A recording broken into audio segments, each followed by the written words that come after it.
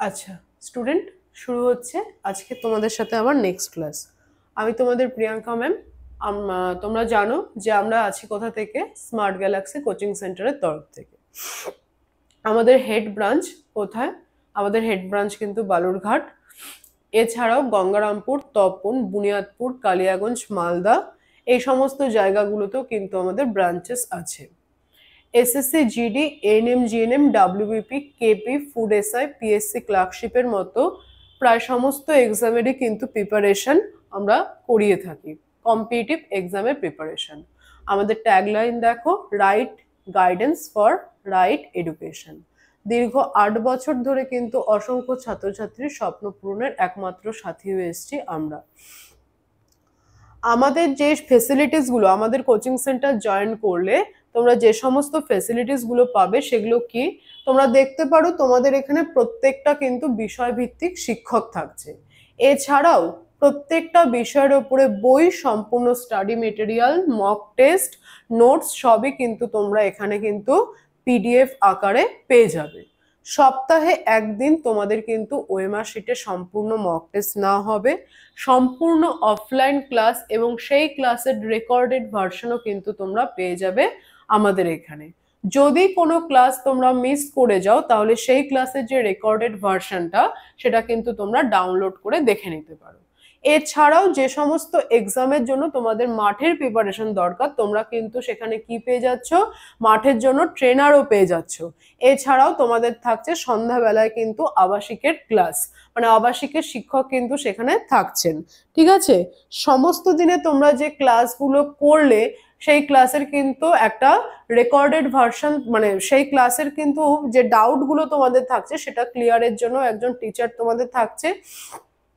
যারা আবাসিকে আমাদের এখানে আছে তারা তো রোজই সেখানে যাচ্ছে, রোজই তাদের ডাউট ক্লিয়ার করছে, বা যে সমস্ত প্রবলেমস গুলো হয়তো তারা চাচ্ছে যেটা আরেকবার করানো হোক সেটাও কিন্তু তারা সেখান থেকে সেই টিচারদের কাছ থেকে কিন্তু শিখে নিচ্ছে বিকালবেলায়, যেটাকে আমরা বলছি ইভিনিং ক্লাস বা ডাউট ক্লিয়ারিং ক্লাস। ঠিক আছে, সেই ক্লাসেরও কিন্তু রেকর্ডেড ভার্সন তোমরা আমাদের এখান থেকে পেয়ে যাবে। এছাড়াও smart Galaxy app, smart Galaxy YouTube চ্যানেলের ফ্রি এবং পেড ক্লাসও তোমরা পেয়ে যাচ্ছ সম্পূর্ণ বিনামূল্যে। টেলিগ্রাম গ্রুপে কিন্তু আমাদের প্রতিদিন বিভিন্ন বিষয়ের উপরে প্রশ্ন উত্তর আর মক টেস্ট দেওয়া হয়। তোমরা টেলিগ্রাম গ্রুপে জয়েন হও, স্মার্ট গ্যালাক্সি তোমার টেলিগ্রাম চ্যানেল, এবং সেখানে যে প্রশ্নগুলো দেওয়া হচ্ছে সেগুলো প্র্যাকটিসের মাধ্যমে তোমরা কিন্তু নিজেদেরকে জাজ করতে পারো যে তোমাদের প্রিপারেশন ঠিক কতটা হয়েছে, বা নিজেদের প্রিপারেশনকে কিন্তু আরো বেটার করে নিতে পারো। আমাদের এখানে কিন্তু আবাসিকের ব্যবস্থা রয়েছে, মানে যারা দূরের যারা স্টুডেন্ট আছো, যারা এখানে এসে থেকে পড়তে চাইছো, সেই ব্যবস্থা কিন্তু আমাদের কোচিং সেন্টারে আছে। তবে সেটা শুধুমাত্র আমাদের বালুরঘাট ব্রাঞ্চেই তোমরা পাবে। এখানে তোমরা থাকা খাওয়ার সুবিধা তো পাচ্ছই, এখানে তোমাদের 2 বেলা খাবার দেওয়া হয়। ছেলেদের থাকা আর খাওয়া মিলে পড়বে 2800 টাকা, আর মেয়েদের ক্ষেত্রে কিন্তু 3500 টাকা বরাদ্দ। অফলাইন কোর্সে ভর্তি হলে অনলাইন কোর্সের সমস্ত সুবিধাই কিন্তু তোমাদের জন্য থাকছে বিনামূল্যে। আমাদের 6 মাসের কোর্স ফিস 8600 টাকা, 1 বছরের কোর্স ফিস 13600 টাকা, আর লাইফ টাইম প্যাকেজে যদি আসো তাহলে 19600 টাকা।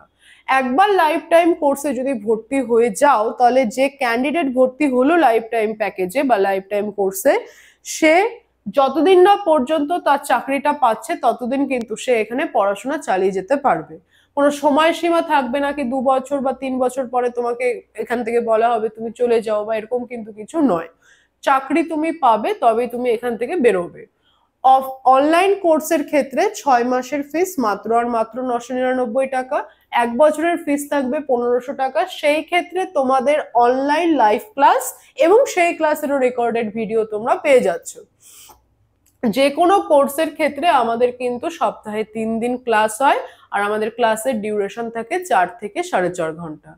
প্রতিদিন ক্লাসে প্রত্যেকটা বিষয়ের ওপরে কিন্তু ক্লাস করানো হয়। আমাদের অনলাইন ক্লাস যেটা তোমরা এখানে পেমেন্ট করে ভর্তি হবে, তো সেই অনলাইন বা পেড ক্লাস যেটা, সেটা কিন্তু সম্পূর্ণ টেলিগ্রাম থেকে নেওয়া হবে। তোমরা অনলাইন অ্যাডমিশনের জন্য এই যে ইউপিআই আইডি দেখতে পাচ্ছ 8436913684, স্ক্রিনে দেওয়া এই নাম্বারটাতে তোমরা পেমেন্ট করবে ইউপিআই আইডিতে এবং তার স্ক্রিনশট দেবে 8617805133 এই নাম্বারে হোয়াটসঅ্যাপ করবে সেই স্ক্রিনশটটা, এবং সেখান থেকে তোমাদের কিন্তু গ্রুপ লিংক দিয়ে দেওয়া হবে। খাতা কলম বাদে তোমাদের পড়াশোনার জন্য যাবতীয় যা দরকার সবই কিন্তু তোমাদের এই কোচিং সেন্টার থেকে বরাদ্দ থাকবে। এছাড়াও তোমাদের জন্য থাকছে fully air condition classroom, fully free wifi zone. পশ্চিমবঙ্গে যে সমস্ত চাকরির প্রস্তুতি আমরা দিয়ে থাকি তার যে কোনো পরীক্ষার ক্ষেত্রে কিন্তু 70% গ্যারেন্টি আমরা দিয়ে থাকি। হোয়াটসঅ্যাপ নাম্বার দেখতে পাচ্ছ স্ক্রিনে 7384198320। তোমাদের যদি কোনো কিছু কোয়ারিজ থাকে বা যদি কোনো ইনফরমেশন নেওয়ার থাকে তোমরা এখানে হোয়াটসঅ্যাপ করো বা কল করে কিন্তু জেনে নিতে পারো। তাহলে আর দেরি কি স্টুডেন্ট, চলে এসো, জয়েন করো আমাদের স্মার্ট গ্যালাক্সি। ভারত ও ভারতের বাইরে সংগঠিত বিপ্লবী আন্দোলন এবং তার গুরুত্বপূর্ণ প্রশ্ন উত্তর আমাদের এই টপিকটা পড়া চলছিল। তার পার্ট 4-এ আমরা ছিলাম। আগের দিন মোস্ট প্রবাবলি আমরা 150 বা 150 অব্দি করেছি। আজকে আমরা 151 থেকে কিন্তু আবার কন্টিনিউ করব।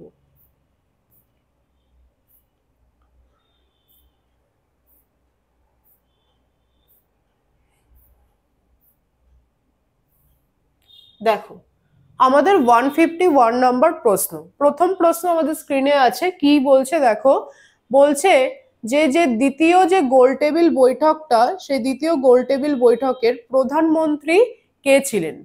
দ্বিতীয় গোল টেবিল বৈঠকের প্রধানমন্ত্রী কে ছিলেন? অপশন তোমরা কি কি দেখতে পাচ্ছ? Ramsay MacDonald, Clement Attlee, Neville Chamberlain, কেভি নয়। সঠিক উত্তর কি হবে?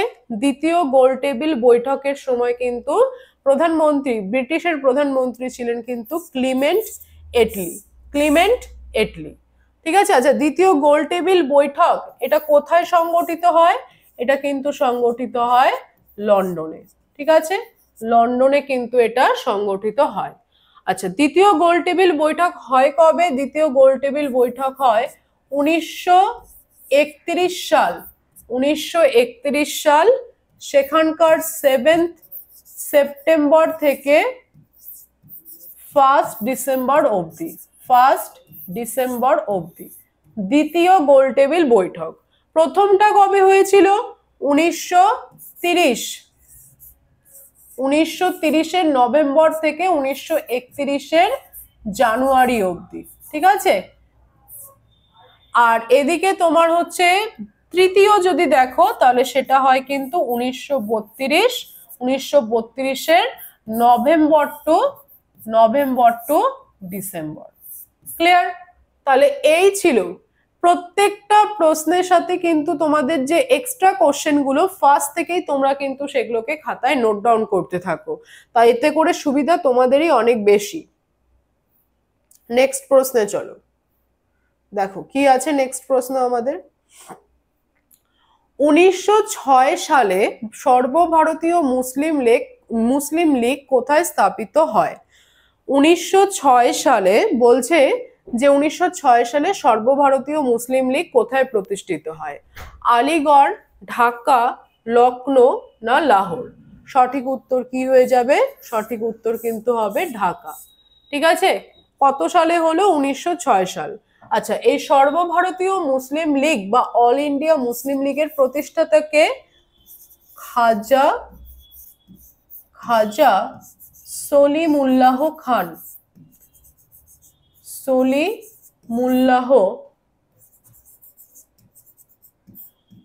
খাজা সলিমুল্লাহ, ঠিক আছে। ইনি হচ্ছে সর্বভারতীয় মুসলিম লীগের কিন্তু প্রতিষ্ঠাতা, যেটা 1906 সালে ঢাকায় প্রতিষ্ঠিত হয়েছিল। পরবর্তী প্রশ্নে দেখো 153 নম্বর প্রশ্ন। 153 নম্বর প্রশ্ন দেখো।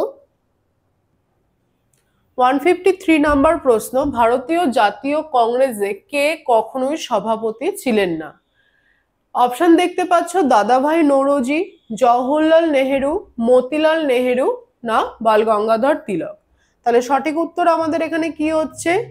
যে তোমার বাল গঙ্গাধর তিলক, ঠিক আছে। সঠিক উত্তর কিন্তু আমাদের এখানে হয়ে যাবে বাল গঙ্গাধর তিলক, যিনি কখনোই ভারতীয় জাতীয় কংগ্রেসের কিন্তু সভাপতি ছিলেন না, জাতীয় কংগ্রেসের সভাপতি ছিলেন না। ভারতীয় জাতীয় কংগ্রেস প্রতিষ্ঠিত হয় কত সালে? 1885। 1885 সালে কিন্তু প্রতিষ্ঠিত হয়। আর প্রথম সভাপতি কে ছিল? ডব্লিউ.সি. ব্যানার্জি। ডব্লিউ.সি. ব্যানার্জি। 28 থেকে 31 ডিসেম্বর 1885 সালের, ঠিক আছে? 1885-তে যখন তোমার ভারতীয় জাতীয় কংগ্রেস প্রতিষ্ঠিত হয়, তার প্রথম সভাপতি কিন্তু উমেশ চন্দ্র ব্যানার্জি 1885 সালে 28 থেকে 31 ডিসেম্বর মাত্র 3 থেকে 4 দিনের জন্য ছিলেন। আর বাল গঙ্গাধর তিলক বা বিজি তিলক, ইনি কিন্তু কখনোই কিন্তু তোমার জাতীয় কংগ্রেসের সভাপতি ছিলেন না। বাল গঙ্গাধর তিলককে ব্রিটিশরা কি বলতো বলতো? ভারতীয় অস্থিরতার পিতা। ভারতীয় অস্থিরতার পিতা। আর তাকে কি বলা হতো? তাকে সম্মানসূচক উপাধি দেওয়া হয় লোকমান্য। লোকমান্য। অনেক জায়গায় তোমরা বিজি তিলক বা লোকমান্য তিলকও কিন্তু পেতে পারো। এই লোকমান্য উপাধি অর্থাৎ তিনি জনগণের দ্বারা যে তার মত সেটা গৃহীত ছিল, তাই জন্য তাকে উপাধি দেওয়া হয় লোকমান্য। ঠিক আছে, আজকে নেক্সট প্রশ্নে চলো।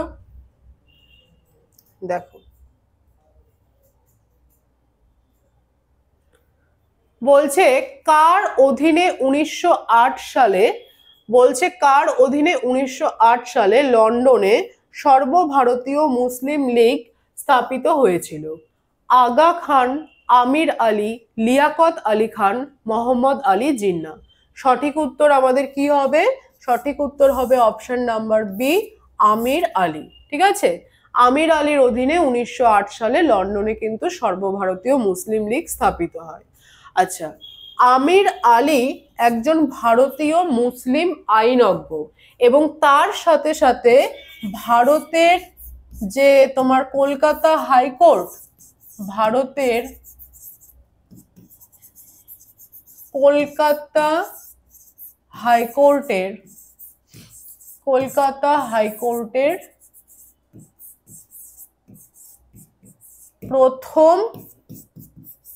প্রথম মুসলিম বিচারপতি। প্রথম কি? মুসলিম বিচারপতি।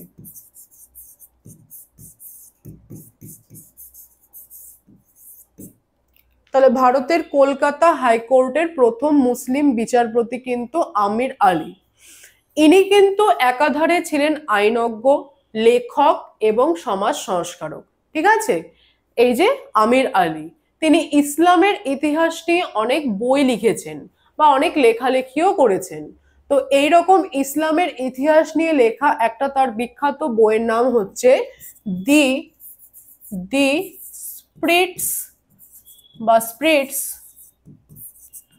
Spirits of Islam. The spirit of Islam. ঠিক আছে, এই যে স্পিরিট অফ ইসলাম, এই স্পিরিট অফ ইসলাম কিন্তু তার লেখা এই বইটা পরবর্তীতে ভারতে মুসলিমদের আইন তৈরিতে অনেক কিন্তু সাহায্য করেছিল। ঠিক আছে, দেখো নেক্সট প্রশ্ন।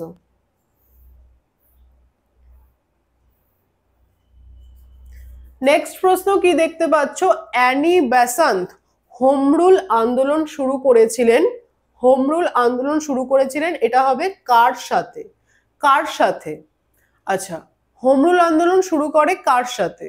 বলছে অরবিন্দ ঘোষ, বাল গঙ্গাধর তিলক, বিপিন চন্দ্র পাল না লালা লাজপত রায়। তাহলে সঠিক উত্তর কি হবে? সঠিক উত্তর কিন্তু হয়ে যাবে বাল গঙ্গাধর তিলক। ঠিক আছে, অ্যানি বেসান্ত হোম রুল আন্দোলন শুরু করে বাল গঙ্গাধর তিলকের সাথে। হোম রুল আন্দোলন কি ছিল না? হোম রুল আন্দোলন ছিল কিন্তু প্রথম মানে গদর পার্টি বা গদর যে তোমার আন্দোলন, সেই আন্দোলনের মতোই তোমার প্রথম বিশ্বযুদ্ধের একটা প্রতিক্রিয়া। এটা ভারতবর্ষের অনেক জায়গায় তোমার মর্যাদা লাভ করেছিল হোমরুল আন্দোলন। এর দুজন নেতা হচ্ছে অ্যানি বেসান্ত আর হচ্ছে তোমার বাল গঙ্গাধর তিলক। বাল গঙ্গাধর তিলক সম্পর্কে আরেকটু যদি তথ্য আমরা এখানে জানি, তাহলে কিন্তু কি জানবো, যে তিনি দুটো পত্রিকা সম্পাদনা করতেন। একটা হচ্ছে মারাঠা, ঠিক আছে, আর একটা হচ্ছে কেশরী। মারাঠা আর কেশরী। এই কেশরী পত্রিকাটা ছিল মারাঠি ভাষায়। কেশরী পত্রিকাটা ছিল মারাঠি ভাষায়। আর মারাঠা বা দি মারাঠা এটা ছিল তোমার ইংরাজি ভাষায়। ঠিক আছে, এটা ছিল ইংরাজি ভাষায়। এই বিজি তিলকের লেখা একটা বই, এটা তো তোমার গেল পত্রিকা, এটা হচ্ছে তোমার পত্রিকা। আর যদি বইয়ের নাম বলে তাহলে কিন্তু আমরা বলবো কি গীতা রহস্য। তাহলে আমরা বলবো কি গীতা রহস্য। গীতা রহস্য হচ্ছে বাল গঙ্গাধর তিলক বা বিজি তিলকের লেখা বই। তাহলে এই যে এক্সট্রা প্রশ্নগুলো যেগুলো তোমরা এখানে পাচ্ছ, এগুলোকে কি করবে, খাতায় নোট ডাউন করবে। আর আমাদের ক্লাসগুলোকে কিন্তু বেশি বেশি করে তোমরা শেয়ার করো এবং লাইক করো, ঠিক আছে। এই যে প্রশ্নগুলো তোমরা এইভাবে ইলাবোরেটলি এখানে পাচ্ছ, এগুলো কিন্তু তোমরা আমাদের যে স্মার্ট গ্যালাক্সির বই, সেই বইতেও কিন্তু তোমরা খুব সহজেই পেয়ে যাবে, ঠিক আছে। আমাদের বইগুলো যেরকম তোমরা দেখতে পাচ্ছ, এখানে পুলিশ কনস্টেবল বলো বা এখানে যে জিওগ্রাফির উপরে যে বইটা, এটা কিন্তু মানে একটা বেস্ট বই তোমাদের জিওগ্রাফির জন্য হতে চলেছে। এখানে ভারতের যা যা দরকার ভূগোলের, ভৌগোলিক পরিচিতি থেকে শুরু করে ভূপ্রকৃতি, নদ নদী, জলবায়ু এবং পশ্চিমবঙ্গের ভূগোলও কিন্তু সব ইনক্লুড করা আছে এবং প্রত্যেকটা চ্যাপ্টার ওয়াইজ কিন্তু এখানে ডেসক্রিপটিভ ওয়েতে লেখা আছে। এছাড়াও ম্যাথসের বই, এএনএম জিএনএম এর বই সবই কিন্তু আমাদের রয়েছে, ঠিক আছে। তোমরা এই বইগুলোকে পারচেস করবে কোথা থেকে, এগুলো অ্যাভেলেবেল আছে ফ্লিপকার্ট, মিশো এবং অ্যামাজনের প্ল্যাটফর্মে। সেখানে গিয়ে তোমরা সার্চ করো স্মার্ট গ্যালাক্সি বুক লিখে এবং সেখানে তোমাদের কিন্তু এই বইগুলো চলে আসবে, তোমরা অনায়াসে সেখান থেকে পারচেস করে নিও। এই বইগুলোর সাথে নিজেদের প্রিপারেশনকে কিন্তু তোমরা আরো অনেক বেটার করে তুলতে পারো, ঠিক আছে। দেখো যাচ্ছি আমরা নেক্সট কোশ্চেনে। নেক্সট কোশ্চেন, কলকাতায় কে ইন্ডিয়ান অ্যাসোসিয়েশন স্থাপন করে?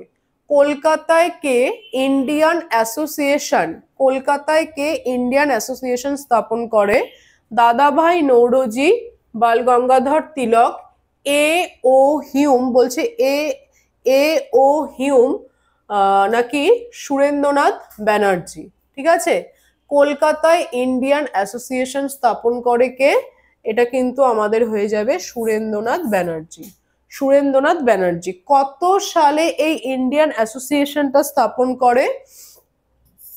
এই ইন্ডিয়ান অ্যাসোসিয়েশন স্থাপন করে হচ্ছে 1876 সালে। 1876 সালে স্থাপন করে ইন্ডিয়ান অ্যাসোসিয়েশন বা ইন্ডিয়ান ন্যাশনাল অ্যাসোসিয়েশন। আর 1882তে তিনি কি স্থাপন করে? রিপন কলেজ। 1882তে তিনি স্থাপন করেন কি না রিপন কলেজ। এই রিপন কলেজ বর্তমানে সুরেন্দ্রনাথ কলেজ নামে পরিচিত। এই রিপন কলেজটাই কি না বর্তমানে কিন্তু সুরেন্দ্রনাথ কলেজ নামে পরিচিত, ঠিক আছে, সুরেন্দ্রনাথ কলেজ নামে পরিচিত। আচ্ছা, 1882তে রিপন কলেজ যে নাম দিয়েছে সেটা কার নাম অনুসারে? লর্ড রিপন। কার নাম? লর্ড রিপন। কারণ তৎকালীন যিনি ভাইসরয় ছিলেন তিনি ছিলেন লর্ড রিপন। লর্ড রিপনের সময়কাল যদি বলে তাহলে বলবে 1880 থেকে 1884। 1880 থেকে 1884 অব্দি। আর কি সুরেন্দ্রনাথ ব্যানার্জির যদি তোমার পত্রিকার নাম জানতে চায় তাহলে বলবে দি বেঙ্গলি। ঠিক আছে। তাহলে ইন্ডিয়ান অ্যাসোসিয়েশন স্থাপন করলেন সুরেন্দ্রনাথ ব্যানার্জি কত সাল? 1876 সাল। 1882 সালে তিনি স্থাপন করলেন রিপন কলেজ। তৎকালীন ভাইসরয় লর্ড রিপনের নাম অনুসারে লর্ড রিপনের সময়কাল 1880 থেকে 1884। এই রিপন কলেজ বর্তমানে সুরেন্দ্রনাথ কলেজ নামে পরিচিত এবং সুরেন্দ্রনাথ ব্যানার্জির যে পত্রিকার নাম সেটা হচ্ছে দি বেঙ্গলি। একটা প্রশ্ন থেকে তোমরা এতগুলো প্রশ্ন কিন্তু এক্সট্রা হিসেবে পাচ্ছ এবং এগুলোকে কিন্তু খাতায় কিন্তু তোমরা নোট ডাউন করতে থাকো।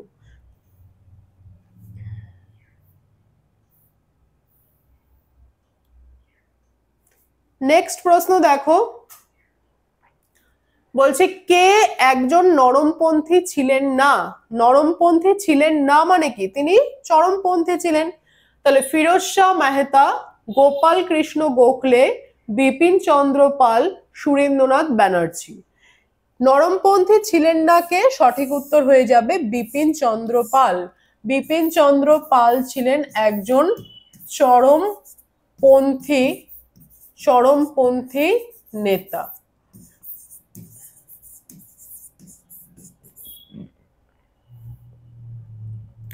ফিরোজ শাহ মেহতা, গোপাল কৃষ্ণ গোখলে, সুরেন্দ্রনাথ ব্যানার্জি, এই তিনজন এরা কিন্তু সকলেই নরমপন্থী। এছাড়াও ডাব্লিউসি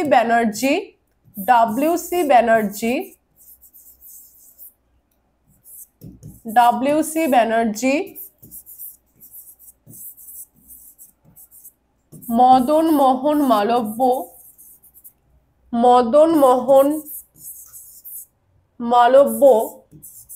ডাব্লিউসি ব্যানার্জি, মদন মোহন মালব্য, সুব্রমণ্যম আয়ার, এরা কিন্তু সকলেই নরমপন্থী নেতাদের মধ্যে ছিলেন। ফিরোজ শাহ মেহতা, গোপাল কৃষ্ণ গোখলে, সুরেন্দ্রনাথ ব্যানার্জি, ডাব্লিউসি ব্যানার্জি, মদন মোহন মালব্য, এরা সকলেই কি ছিলেন? নরমপন্থী ছিলেন। আর বিপিন চন্দ্র পাল হচ্ছে একজন চরমপন্থী নেতা। পরের প্রশ্ন দেখো, পরের প্রশ্ন কি দেখতে পাচ্ছ? কে একজন চরমপন্থী ছিলেন না? চরমপন্থী ছিলেন না কে? সঠিক উত্তর কি হয়ে যাচ্ছে? বাল গঙ্গাধর তিলক, মদনলাল ধিংরা, উধম সিং না গোপাল কৃষ্ণ গোখলে? চরমপন্থী ছিলেন না মানে তিনি নরমপন্থী ছিলেন। তাহলে সঠিক উত্তর কি হচ্ছে? গোপাল কৃষ্ণ গোখলে। আমরা ঠিক আগের প্রশ্নে পড়ে আসলাম, কারণ গোপাল কৃষ্ণ গোখলে ছিলেন একজন হচ্ছে চরমপন্থী নেতা, নরমপন্থী নেতা। বাকি যাদেরকে দেখতে পাচ্ছ, বাল গঙ্গাধর তিলক, মদনলাল ধিংরা, উধম সিং, তার সাথে তোমার হচ্ছে বিপিন চন্দ্র পাল, লালা লাজপত রায়, এসি দত্তা, এরা সকলেই কিন্তু তোমার হচ্ছে রাজনারায়ণ বসু, এরা সকলেই কিন্তু ছিলেন হচ্ছে চরমপন্থী নেতা। বাকি এদেরকে দেখতে পাচ্ছ, মানে গোপাল কৃষ্ণ গোখলে ইনি হচ্ছেন একজন নরমপন্থী। পরের প্রশ্নে মুভ করো। 159 দেখো, যুগান্তর পত্রিকার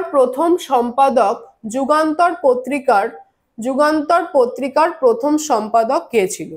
অপশনগুলো কি দেখতে পাচ্ছ? অপশনে দেখতে পাচ্ছ বারীন্দ্র ঘোষ, বিপিন চন্দ্র পাল, যতীন্দ্রনাথ মুখার্জি, উল্লাসকর দত্ত। যুগান্তর পত্রিকার তোমার হচ্ছে যে প্রথম সম্পাদক, তিনি কে হয়ে যাবেন? এই অপশনগুলোর মধ্যে না এখানে কোনো অপশনটাই যাবে না, ঠিক আছে? সঠিক উত্তর হয়ে যাবে ভূপেন্দ্রনাথ দত্ত। ভূপেন্দ্রনাথ দত্ত। সঠিক উত্তর তাহলে কি হচ্ছে? ভূপেন্দ্রনাথ দত্ত। যুগান্তর পত্রিকার প্রথম সম্পাদক ছিলেন ভূপেন্দ্রনাথ দত্ত। এই যে ভূপেন্দ্রনাথ দত্ত, ইনি কিন্তু একজন ভারতীয় বিপ্লবী এবং তিনি ভারতকে ব্রিটিশ রাজ থেকে মুক্ত করতে চেয়েছিল। বিশেষ করে বাংলায় কিন্তু তার অবদান অনেক বেশি, মানে বাংলাকে ব্রিটিশ রাজ থেকে মুক্ত করার ক্ষেত্রে তার যে অবদান সেটা অনেক বেশি। এবং ভূপেন্দ্রনাথ দত্ত হচ্ছে স্বামী বিবেকানন্দের ভ্রাতা। স্বামী বিবেকানন্দের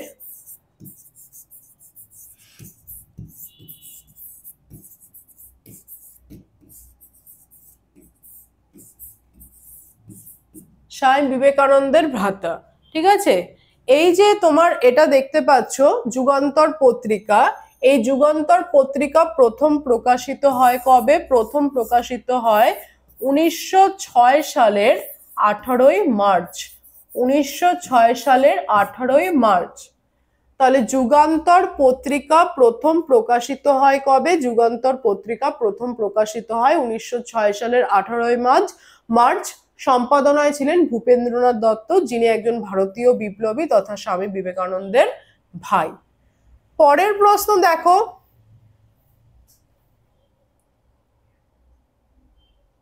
পরের প্রশ্ন কি আছে? পরের প্রশ্ন দেখতে পাচ্ছ ইয়ং ইন্ডিয়া এবং হরিজন পত্রিকার সম্পাদক কে ছিল? ইয়ং ইন্ডিয়া এবং হরিজন পত্রিকার সম্পাদক কে ছিল? নেহেরু, আম্বেদকর, মহাত্মা গান্ধী না এস.সি. বোস? সঠিক উত্তর হয়ে যাবে কি মহাত্মা গান্ধী। মহাত্মা গান্ধী হচ্ছে ইয়ং ইন্ডিয়া আর হরিজন পত্রিকার সম্পাদক।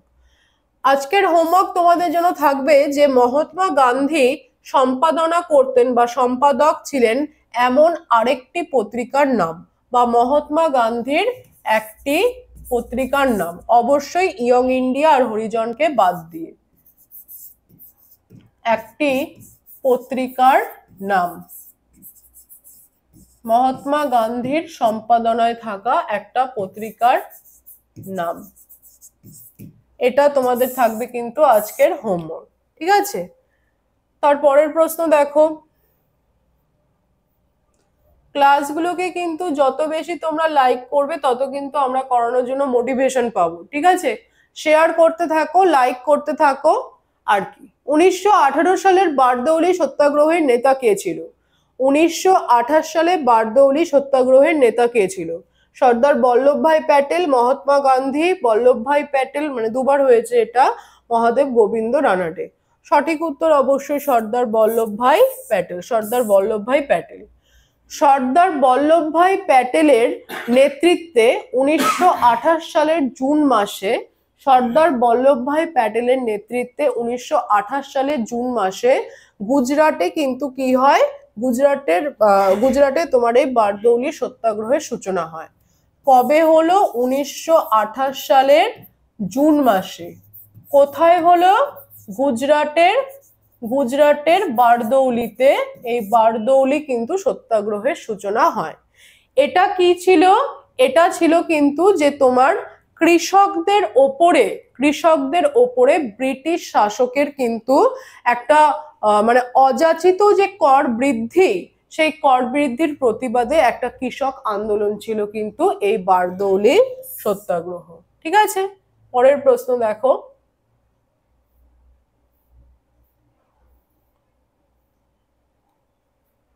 জয়প্রকাশ নারায়ণ কোন পার্টির সাথে যুক্ত ছিল? জয়প্রকাশ নারায়ণ কোন পার্টির সাথে যুক্ত ছিল? কংগ্রেস, কিষাণ সভা, সমাজবাদী না রায়বাদী? আচ্ছা, জয়প্রকাশ নারায়ণ হবে কিন্তু এখানে কংগ্রেস, ঠিক আছে?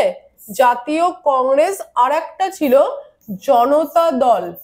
জনতা দল, অপশন নাম্বার এ যাবে জনতা দল। জয়প্রকাশ নারায়ণ কংগ্রেস পার্টি এবং জনতা দলের সাথে যুক্ত ছিল। এই যে জয়প্রকাশ নারায়ণ, তিনি মানুষের মাঝখানে বেশি পরিচিত ছিলেন জেপি নামে। জে ফর জয় আর পি ফর প্রকাশ, জেপি নামে তিনি কিন্তু বেশি পরিচিত ছিল। এছাড়াও তার আর একটা নাম ছিল লোকনায়ক। লোকনায়ক। আমরা একটু আগে পড়লাম লোকমান্য, যেটা বিজি তিলককে বলা হতো। আর জয়প্রকাশ নারায়ণের উদাহরণ ছিল হচ্ছে, মানে উপাধি ছিল হচ্ছে লোকনায়ক, মানে জনগণের নেতা। জনগণের নেতাকে বলা হয় তোমার লোকনায়ক। পরবর্তী প্রশ্ন, স্ক্রিনে যে নিচে হোয়াটসঅ্যাপ নাম্বারটা দেখতে পাচ্ছ 7384198320, তোমাদের যে কোনো ইনফরমেশন যদি দরকার থাকে বা যে কোনো কোয়ারিজ যদি থাকে, সেগুলোকে কিন্তু তোমরা এই নাম্বারে হোয়াটসঅ্যাপ করো বা কল করে কিন্তু ক্লিয়ার করে নাও। দেখো পরবর্তী প্রশ্ন দেখো, গান্ধী আরউইন চুক্তির সময় কে একজন গুরুত্বপূর্ণ ভূমিকা পালন করে? গান্ধী আরউইন চুক্তির সময় কে একজন গুরুত্বপূর্ণ ভূমিকা পালন করে? মতিলাল নেহেরু, মদন মোহন মালব্য, তেজ বাহাদুর সাপ্রু, এটা হবে তেজ, কি হবে এটা, তেজ বাহাদুর সাপ্রু, তেজ বাহাদুর সাপ্রু না চিন্তামণি, তাহলে এটা সঠিক উত্তর হবে কিন্তু তেজ বাহাদুর সাপ্রু। এই যে তেজ বাহাদুর সাপ্রু, ইনি কিন্তু গান্ধীজির নেতৃত্বের বিরোধিতা করে। তেজ বাহাদুর সাপ্রু কি করে, গান্ধীজির নেতৃত্বের বিরোধিতা করে, এমনকি অসহযোগ আন্দোলন এবং যে লবণ সত্যাগ্রহ সেগুলোরও কিন্তু তিনি কিন্তু বিরোধিতা করেন। এবং একজন মধ্যস্থতাকারী হিসেবে কাজ করেছিলেন হচ্ছে তোমার তেজ বাহাদুর সাপ্রু, যা তাকে এই গান্ধী আরউইন চুক্তির সময় মানে ঠিক দালালি হিসেবে কাজ করতে তোমার সাহায্য করেছিল। এবং তোমার গান্ধী আরউইন লবণ সত্যাগ্রহ যখন শেষ হয় তখন কিন্তু গান্ধী আরউইন চুক্তি হয়। আর তার সাথে সাথে আরেকটা প্রশ্ন জেনে রাখো, সেটা হচ্ছে ব্রিটিশ সরকার এবং গান্ধীজি আর বি আর আম্বেদকরের মধ্যে যে তোমার পুনা চুক্তি হয় পুনে চুক্তি 1932 সালে, সেখানেও কিন্তু মধ্যস্থতাকারী হিসেবে কাজ করেছিল এই তেজ বাহাদুর সাপ্রু। 164